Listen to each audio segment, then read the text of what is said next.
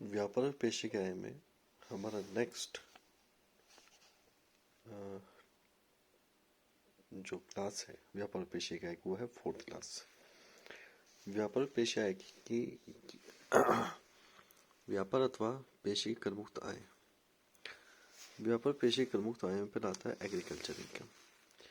यदि आप एग्रीकल्चर से संबंधित कोई व्यवसाय करते हैं तो वह करमुक्त होगा, लेकिन आपने अगर उसे कमर्शियली यूज किया है तो फिर वो कर योग्य आय की श्रेणी में चला जाएगा। साहित्यिक, वैज्ञानिक एवं कलात्मक कार्यों अथवा खेल कूद में कुशलता के लिए अथवा गरीब, कमजोर एवं दुखी व्यक्तियों की पीड़ा को दूर करने के लिए दी गई सेवाओं के लिए यदि केंद्र सरकार, राज्य सरकार अथवा केंद्र सरकार के अनुमोदन पर यदि कोई भुगतान किया गया है तो ऐसा भुगतान चाहे नकद किया गया हो अथवा वस्तु के रूप में दिया गया हो, दोनों ही परिस्थितियों में कर मुक्त होगा, क्योंकि इस भुगतान का प्रमुख उद्देश्य है पुण्यार्थ उद्देश्य। इस वजह से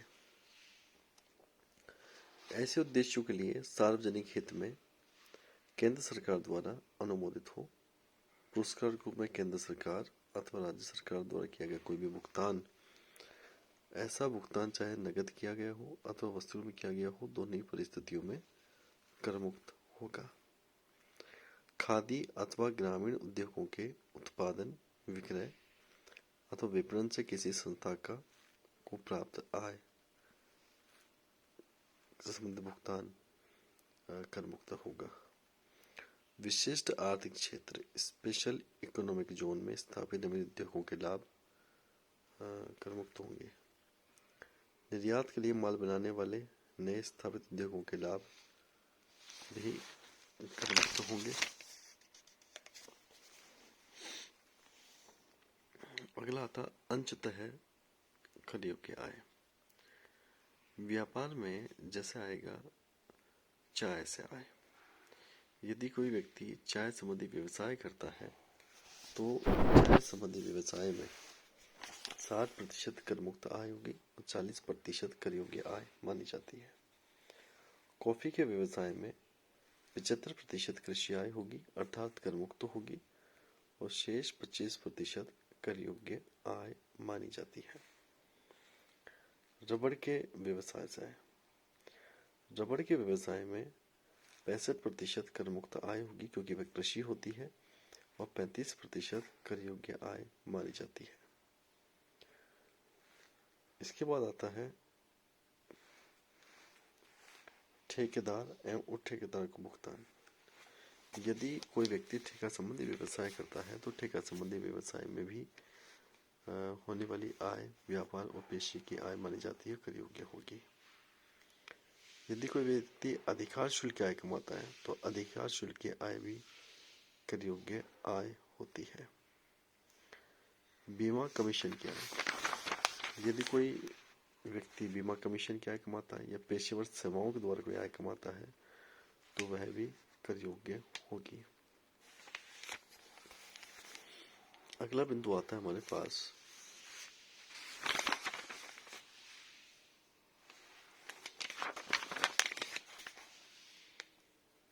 व्यापार अथवा पेशे के लाभों एवं अधिक लाभों को परिकल्पित आधार पर ज्ञात करने के तरीके। पेशा करने वाले करदाताओं की व्यवसाय अथवा पेशे के लाभ शीर्षक की आय को सरलता से ज्ञात करने के लिए वित्त अधिनियम 2016 द्वारा एक धारा लागू की गई। इस धारा को कहते हैं 44AA फर्स्ट। ऐसे पेशे या प्रोफेशंस जिनकी सकल प्राप्तियां यदि 50 लाख रुपए से ज्यादा ना हो उस पर यह प्रावधान लागू हो जाता है। यदि ऐसी व्यवसायों में सकल प्राप्तियों के 50% के बराबर ही आय मानी जाती है। इसमें यह माना जाता है कि ऐसे व्यापारी जो पूर्ण रूप से खाते नहीं रखते हैं या उनकी सूचनाएं एकत्रित करना मुश्किल होता है और उनकी टैक्स गणना भी मुश्किल होती है, तो उनकी परिकल्पित आय पर कर ले लिया जाता है। परिकल्पित आय का मतलब होता है कि अनुमानित लाभों पर कर की गणना की जाती है। इस सिस्टम को ही हम कर योग्य आय या परिकल्पित आय कहते हैं। इस चैप्टर को हम सारांश रूप में एक बार पुनः दोहरान कर सकते हैं। मैं नोट्स के रूप में पुस्तक भी दूंगा और इसकी एक समरी भी दूंगा, और वो जो समरी दूंगा उस समरी में मैं क्या दूंगा, उस समरी को मैं एक बार आपको पुनः समझा देता हूँ। सारांश रूप में हम देख सकते हैं कि व्यापार और पेशे में एक तो होती है व्यापार पेशे के कर योग्य आय, जिसमें पहला आएगा व्यापार अथवा पेशे के लाभ। यदि आप कोई वस्तु निर्माण करते हैं, माल बना के बेचते हैं, तो व्यापार अथवा पेशे की आय कर योग्य होगी। प्रबंधकर्ता अथवा एजेंट को प्राप्त क्षतिपूर्ति की आय व्यापार की आय होगी।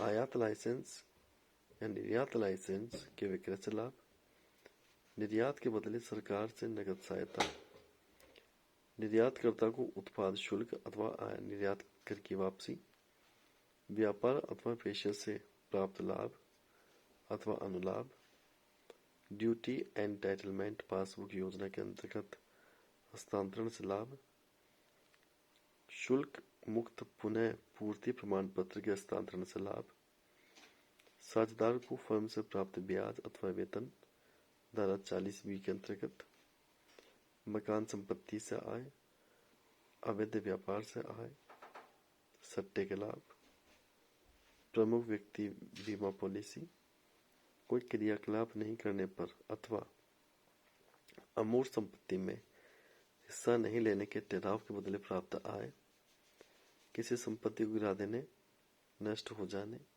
उपयोग से हटा देने अथवा हस्तांतरित करने पर प्राप्त राशियां, बशर्ते ऐसी संपत्ति पर किए गए संपूर्ण व्यय की कटौती धारा 35AD के तहत स्वीकृत की गई हो।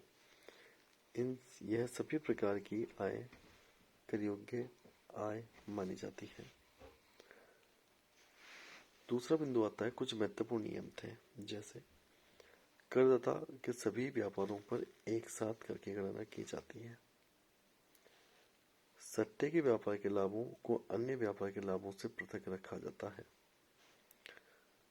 गत वर्ष में किसी ऐसी संपत्ति की प्राप्तियां का कर योग्य होना जो भूतकाल में व्यय अथवा हानि के रूप में स्वीकृत की गई हो। तीसरा बिंदु आता है कर देय लाभों की गणना। व्यापार अथवा पेशे की सकल आय में से स्वीकृत व्ययों को घटाने पर देय कर लाभ की गणना की जाती है। चौथा बड़ा बिंदु जो मैंने बताया था, स्पष्टतया स्वीकृत व्यय। भवन के संबंध में किराया, मरम्मत, भूमि पर लगान, नगर पालिका कर, बीमा प्रीमियम, हास आदि के व्यय। फर्नीचर, प्लांट, मशीन के संबंध में मरम्मत, बीमा व्यय आदि के व्यय। वैज्ञानिक अनुसंधान के आयगत एवं पूंजीगत व्यय, भूमि की लागत एवं कर्मचारी के अनुलाभ को छोड़कर।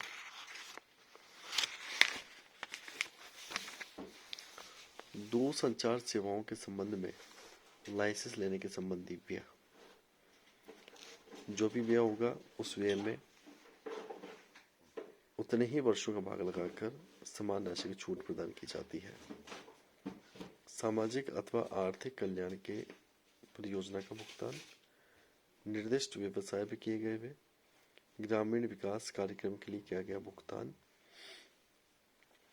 अधिसूचित कृषि विस्तार परियोजना पर किए गए व्यय, अधिसूचित कौशल विकास परियोजना पर कंपनी द्वारा किए गए व्यय, मार्च 1998 के बाद किए गए प्रारंभिक व्ययों के संबंध में योजना की लागत अथवा पूंजी के 5% तक जो दोनों में से कम हो की 1/5 छूट प्रारंभिक व्ययों के रूप में दी जाती है। यदि कोई कर्मचारी स्वैच्छिक सेवानिवृत्ति के दौरान व्यवसाय को छोड़कर जाता है तो भुगतान की गई क्षतिपूर्ति में 5 का भाग लगाकर 5 समान किस्तों में छूट दी जाती है। खनिज पदार्थों की खोज